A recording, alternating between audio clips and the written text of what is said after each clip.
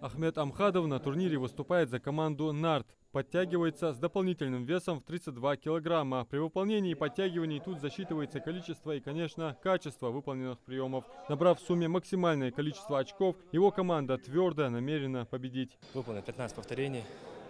Раньше до этого занимался стритлифтингом, подтягиванием брусья на перекладине. Лет 9 уже занимаюсь. Об этом турнире мне сообщили только вчера вечером. Не было времени подготовиться, но результатом доволен. По крайней мере, мы на первом месте.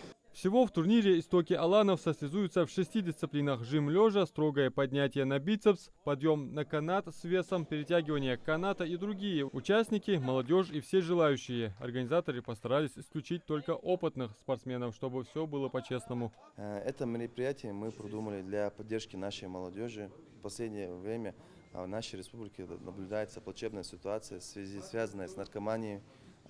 Поэтому, я думаю, молодежь нужно поддерживать. Для участников турнира «Истоки Аланов» подготовлены ценные призы благодаря спонсорской поддержке предпринимателей Ингушетии. Организаторы постарались составить программу соревнований так, чтобы проигравших не было, а мероприятие, сплотившее молодежь в спорте, запомнилось надолго.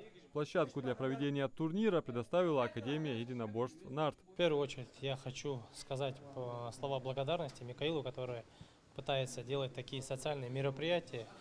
Я не последний человек в таких мероприятиях, часто участвовал в социальной жизни Ингушетии, долгое время работал в Комитете по делам молодежи, Комитете по туризму, Министерстве спорта, знаю, что это такое.